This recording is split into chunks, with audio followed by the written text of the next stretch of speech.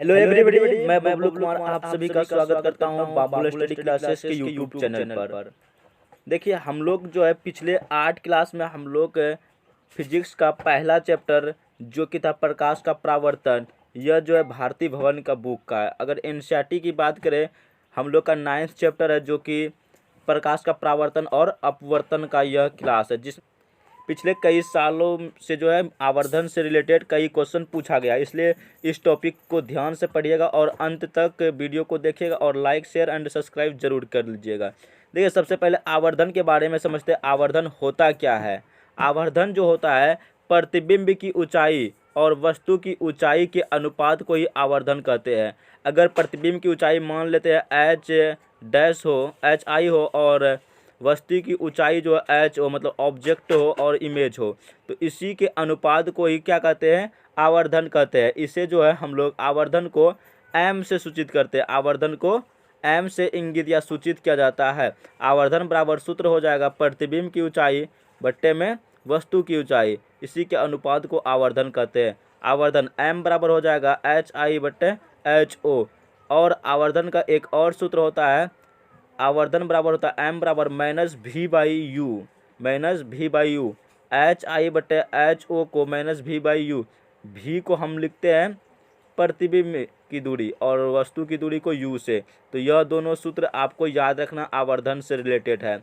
और अगला है, दर्पण और आवर्धन में क्या संबंध है? दर्पण सूत्र क्या है?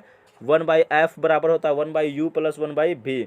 दोनों तरफ अगर v से गुना कर देंगे तो v से जैसे यहाँ पे हो जाएगा v से गुना, और दोनों तरफ यहाँ पे m बराबर क्या है? Minus v/u। यह आवर्धन सूत्र है, तो माइनस m बराबर v/u। जहाँ भी v/u है यहाँ पे हम माइनस m लिख दिए हैं और v भी कट गया, 1 हो जाएगा। m बराबर यहाँ से हो जाएगा 1 माइनस v/u। यही जो है दर्पण और आवर्धन में क्या है? संबंध है। तो आपको अच्छी तरह से याद रखना है इसको। आवर्धन से रिलेटेड कुछ और पॉइंट है जिसको आपको अच्छी तरह से माइंड में रखना है। देखिए, आवर्धन का जो है कोई मात्रक या कोई इकाई नहीं होता है, यह मात्रक हीन होता है आवर्धन। आवर्धन देखिए, यह मुख्य अक्ष है, इसमें एक्स एक्सिस है और एक्स डैश। अगर प्रतिबिंब मुख्य अक्ष से ऊपर बनता हो, प्रतिबिंब अगर मुख्य अक्ष के क्या हो? ऊपर बनता हो या सीधा, तब चिन्ह क्या होता है? एम प्लस होता है। और यदि मुख्य अक्ष के नीचे या उल्टा बनता हो तब आवर्धन एम माइनस मतलब ऋणात्मक होता है। देखिए, आवर्धन का जो यह प्लस और माइनस चिन्ह क्या बताता है, इसके बारे में समझते हैं। आवर्धन में जो है प्लस और माइनस केवल यह बताता है कि प्रतिबिंब सीधा है या उल्टा। अगर आवर्धन प्लस में रहेगा तो प्रतिबिंब सीधा होगा, काल्पनिक होगा, और अगर माइनस में रहेगा तो उल्टा वास्तविक होगा। यह दोनों बात आपको याद रखना है। देखिए, अवतल दर्पण का आवर्धन की सीमाएं कहाँ तक होती है? आवर्धन जो होता है 1 से बड़ा या बराबर होता है, और या 1 से छोटा या बराबर ही होता है आवर्धन अवतल दर्पण में। अगर हम उत्तल दर्पण की आवर्धन की सीमाएं की बात करें तो यह जो होता है 1 से छोटा होता है और 1 के बराबर नहीं होता या तो बड़ा भी नहीं होता है। समतल दर्पण की अगर आवर्धन की सीमाएं देखें तो यह जो हमेशा m बराबर 1 होता है आवर्धन समतल दर्पण में। तो इतना बातें तो आपको अच्छी तरह से याद रखना। एक दो क्वेश्चन है जो आवर्धन से संबंधित है, जो पिछले 2-3 सालों में पूछा गया है, उससे भी हम लोग समझ लेते हैं।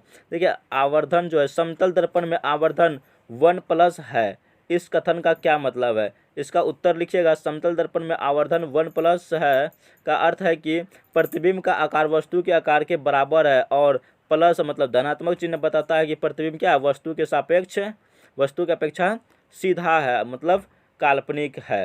तो यह बात आपको लिख देना, स्क्रीनशॉट ले लीजिए इसका और अच्छी तरह से याद रखिएगा और नोट्स जरूर बना लीजिएगा। गोलीय दर्पण में आवर्धन -3 है, इस कथन का क्या अभिप्राय है? गोलीय दर्पण का आवर्धन -3 है। इसमें जो है 3 संख्या मान बताता है। 3 क्या संख्या है कि प्रतिबिंब वस्तु साइज से कितना गुना, मतलब 3 है तो 3 गुना बड़ा है। और माइनस चिन्ह बताता है कि प्रतिबिंब क्या उल्टा है, अर्थात क्या है? सीधा है। तो यह बात आपको लिख देना है एग्जाम में।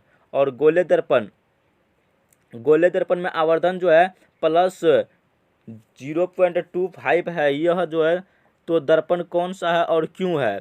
जब आवर्धन किसी गोलीय दर्पण का 1 से कम हो, साथ ही साथ चिन्ह प्लस हो, तो दर्पण उत्तल होगा। अगर माइनस होता तो दर्पण क्या होता? उत्तल। यहाँ प्लस है तो दर्पण कौन सा हो जाएगा? दर्पण हो जाएगा हम लोग का उत्तल। तो इतना बात है तो आपको याद ही रखना है इस आवर्धन के बारे में। तो चलिए आज की क्लास के लिए बस इतना ही रखते हैं हम लोग, फिर मिलते हैं नेक्स्ट क्लास में। अगर अभी तक हमारे चैनल को सब्सक्राइब नहीं किए तो सब्सक्राइब करके बेल आइकन को प्रेस कर दें। देखिए सभी का स्क्रीनशॉट ले लीजिए, इसका PDF भी आज हम अपलोड कर देंगे, या तो व्हाट्सएप ग्रुप भी ज्वाइनिंग कर सकते हैं। तो आई होप आपको यह क्लास बहुत ही पसंद आया होगा और इससे रिलेटेड जो क्वेश्चन समझ में आ गया होगा। तो चलिए फिर मिलते हैं हम लोग नेक्स्ट क्लास में प्रकाश का अपवर्तन के साथ। तो चलिए टेक केयर, जय हिंद, वंदे मातरम।